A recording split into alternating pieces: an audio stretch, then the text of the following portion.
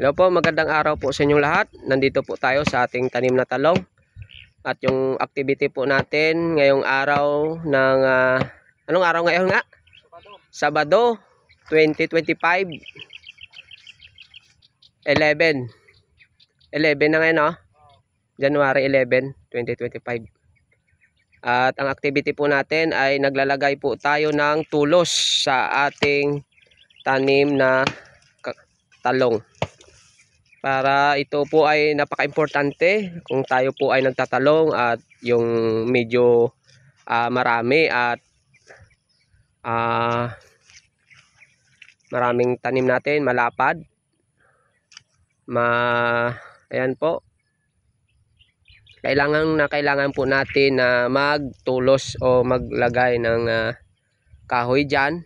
At katulad po nito, lagyan po natin ng tali. Yan. Napaka-importante po yan dahil para hindi matumba ang ating tanim. Dahil sa malakas ang hangin, no, proteksyon. Para hindi matumba. Para maging matuwid at ang kanyang puno at ang kanyang bunga. Ayan po ang yan po ang kailangan natin, no? Importante din yan sa pagtatalong. Lalo na marami ang ating tanim. Ayan po, ang ganda po ng tanim natin kahit na salamat sa Panginoon na kahit na laging naulan, no? So 1 week na naulan. Ayan, pero buti ay naaagapan natin ang ating mga insekto, mga sakit, no, na dumadapo sa ating tanim. So far okay pa naman, no. Maganda pa naman ang tindig at maraming bulaklak at may mga bunga na, no. Nakakapag-harvest na tayo kaunti-unti dahil yun nga maulan at ang panahon ay pangit, no. Hindi sabay-sabay ang pag-harvest. Hindi sabay-sabay ang pagbunga ng ating tanim na talong at hindi din natin kasi ito na isabay-sabay na itanim, no. Mga tig 1 week ang pagitan. Kaya may area na hindi pa medyo malaki ang bunga katulad niya, no. Maliliit pa dito. Pero dito talagang mayabong na. Yan.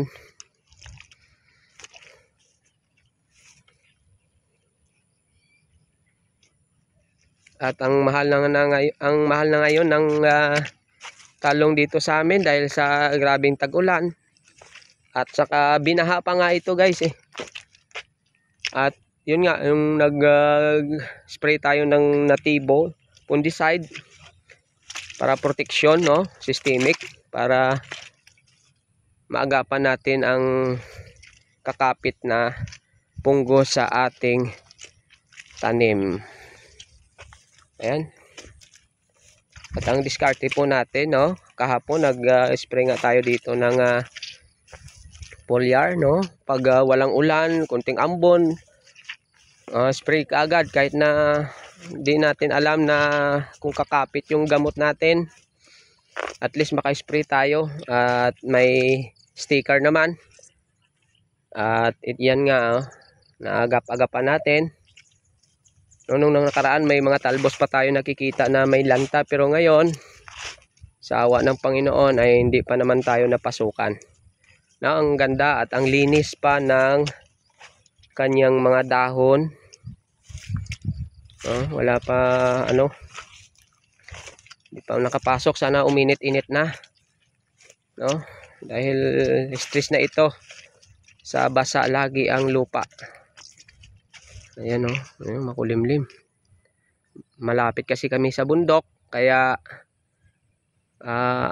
naiipon lagi dito yung ulap at saka dito bumabagsak. Pero doon, tingnan nyo naman, ang ganda naman doon, no. Dito lang sa amin ang naiipon ang ulap at saka dito babagsak yung ulan. Unfair naman, pero kailan yan, at least tumitigil. Makakapag-spray ka pa naman kahit na ilang oras lang. Ayan po. Yan, dito nahuli po yan itanim dito, kaya nakikita natin na maliit pa at hindi pa mayabong at may medyo maliit pa ang mga bunga niya, ang iba wala pa. Ayan, nagpapatali tayo doon, punta tayo doon kung paano nila nagagawa ang pagtatali. No, lagyan natin ng tali yan, tapos itatali pa natin yan sa tatalian pa yung puno para talagang hindi matumba.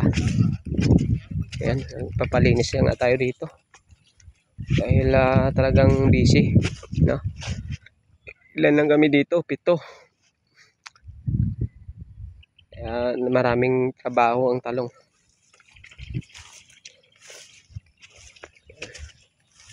Ayan, may bunga na nga ito. Ayan, at saka ayan o, may bunga na.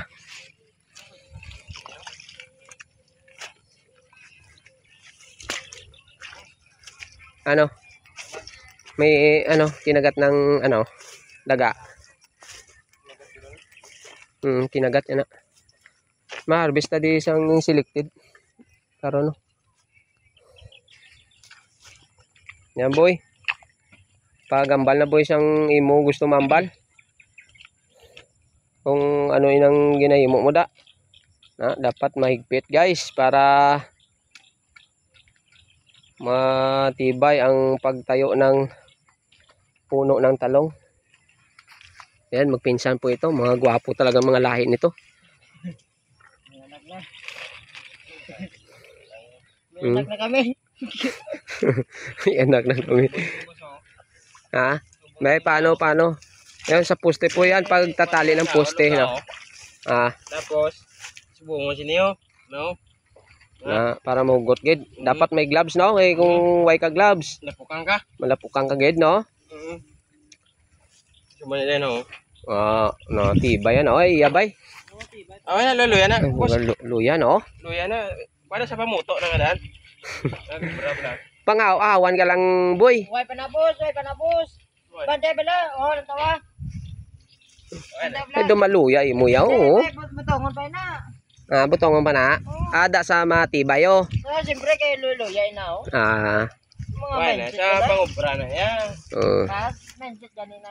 Mindset paano nag-mindset? Hindi pa ka mo nagsuya ay sa video ko i-upload ko ni karon pero ayan oh, ang bilang natin diyan sa pagtatali natin. 5 puno lang tapos poste na kagad no. Poste diyan. Tapos 1 2 3 4. 4 lang gani niyo. Dapat 5 ari katulad dito. Kasi sayang ang puno natin pero 5-5han yan. Kasi alang-alang kasi to. Alanganin kaya nag-4 yan. Ayan o. 1, 2, 3, 4, 5. Tapos poste naman. No? Dito. May namatay dito. 1, 2, 3, 4, 5. No? Ay. Kami tabi boss. Okay. Okay. Pwede na yan, pwede. Mindset pro. Ay. Hindi. Okay lang na. Ayun po. At pagtapos po ng tulos natin at may tali na sa gitna, ayan, tinatalian po natin yan ng twine, no? Ayan, straw dito sa amin. Ito namin ginamit para medyo matibay. Kaya kita mo pag may tali na, no, laking advantage talaga. Dahil malakas ang hangin, talaga matutumba pa ganyan. Ay ito, hindi na kasi nakatali na siya. Yan po ang advantage pag malawak ang ating tanim. Talagang gawan natin ng paraan na magganyan talian natin para hindi tayo ma-failure, no? Kasi pag natumba yan, wala rin. Po, ang ganda po dito. Itong nauna kasi na itanim. Kaya may medyo bunga na tayong nakikita. Ayan. Ang ganda ng ginagamit natin guys, no? Dahil kita nyo naman, no? Nagbabayulit ang kanyang tangkay. Ayan, ang ganda. Ang ganda ng Ayan po, ulit tayo dito. Nag-pruning, no? May iba, may Y pruning, may iba multiple pruning ang ginawa natin dahil naghihinayang po tayo sa talagang malaki na. Ayan, oh. Ayan, ang bunga natin. Sayang pa, oh. Pag tinanggal na natin dati ito, wala na. Wala tayong bungang ganyan sana. Kaya depende sa tanim, no? Pag sumabay na yung sanga niya, huwag na nating tanggalin. Pero yung katulad niyan na hindi sumabay, ayan, yung sanga, tanggalin na natin to. Dahil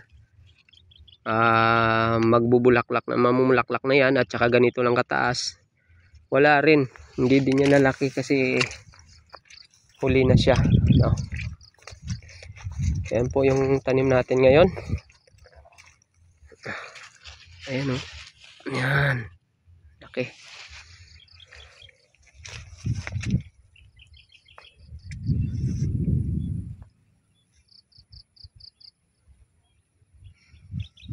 Sayang, no? Ang ganda sana pala, no? Update, ano ko lang sana sa inyo, no? Iba talaga pag may mulching. Kasi yan, hindi mo na mag-grass cutter rin tayo dito sa gitna. At yan dyan, hindi ka na damo pa. Hindi katulad dyan kasi nahuli yung order natin na mulching at malaki na rin yung seedling natin dati. Kaya nagtanim muna tayo rito. At nung dumating ang mulching ay hinati lang natin. At dito lang natin yan nilagay sa gitna. Kahit papano ay hindi tayo kaunti lang madamuhan natin, no? Hindi na tayo magdamo sa gitna.